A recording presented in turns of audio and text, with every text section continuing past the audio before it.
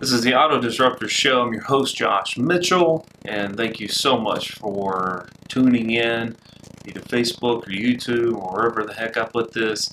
And so, what I want to talk about today is follow-up. There's different ways and different methods and different ideas on how follow-up should be, but I've had a lot of recent talks about follow-up with sales managers and some different things. Is there, in my opinion, there is, but is there what is considered too much follow-up or inefficiencies in how we follow up with consumers? And there's always the rule that you want to follow up with a customer for 120 days, and you want to have a strategic call at this day and this day and this day, and it's all guesswork.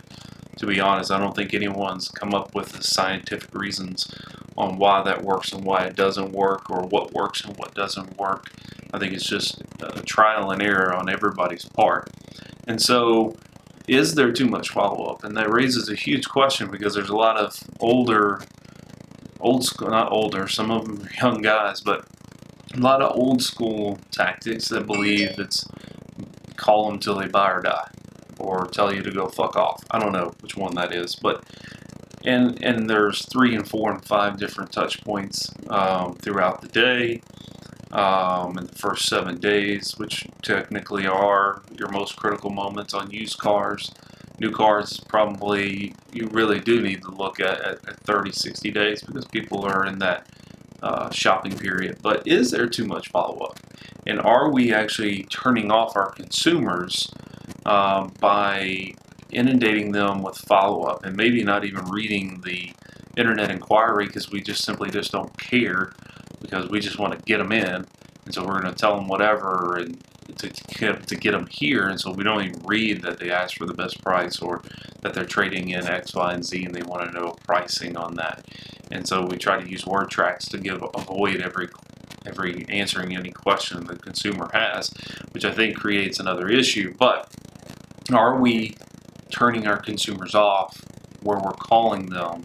You could have a BDC rep calling them within the first 5 minutes, and then a salesman calling them after 15 minutes, and the sales manager tries to call them after another 20 minutes. So they've gotten 3 or 4 different calls and 3 or 4 different emails within the first 30 minutes, and now they're confused on who do I call back. Was it the salesman? Is it the BDC person? Is it the sales manager? I don't know what I'm supposed to do as a consumer. And so are you really confusing your consumer to the point where they don't want to deal with you? And if you haven't answered their questions, are you just, if you're not reading and you're not putting together an email that's going to be for that consumer, then you're just sending out a template. Is that really going to be the best thing for that consumer?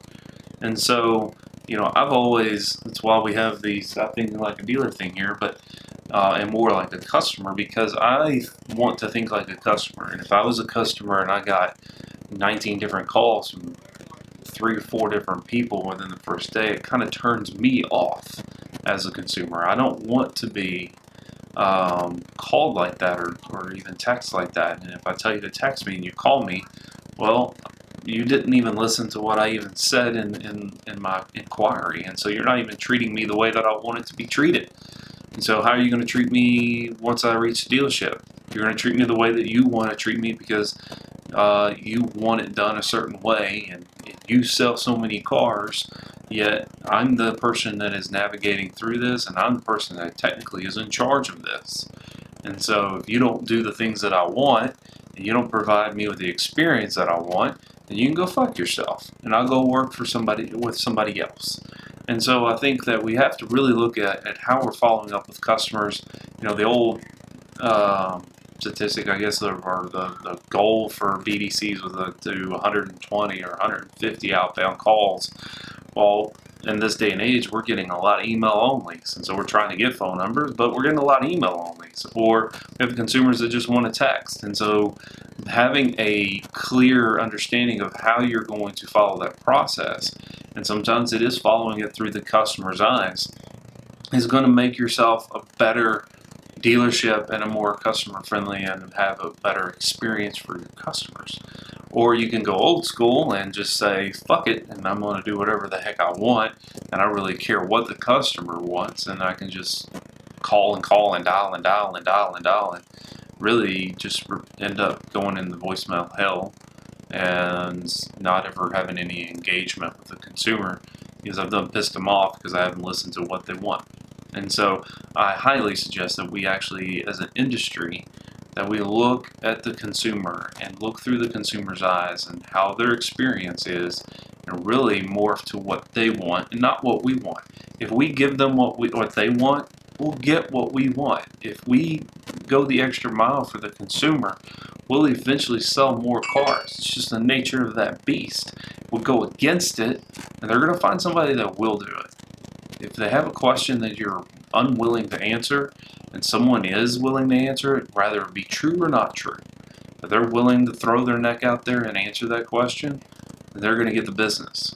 It's just the nature of that beast. Now, it may end up being the worst thing for the consumer, but in their eyes, at that moment in time, it was the best situation for them. And so, as an industry and as a dealer right now, I highly suggest that you look at your follow-up and make sure that it is a consumer-friendly environment and experience. Because if it's not, if it's just what you want, because it's how you want to do it, because somebody told you that that's how they used to do it, or this is how you've always done it, then you might want to look at it, because you might be pissing off more people than you're actually grabbing. And so look at your follow-up process, look at how it's utilized, and make sure you're providing that experience with your customers that they want, not what you want, what they want. Thank you so much for watching.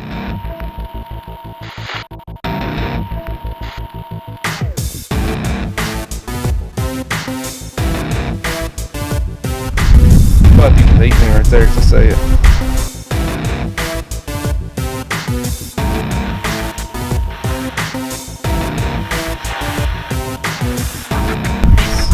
That was looking for trouble. Get trouble with who? Just the industry, some people. Well, you're trying to, right?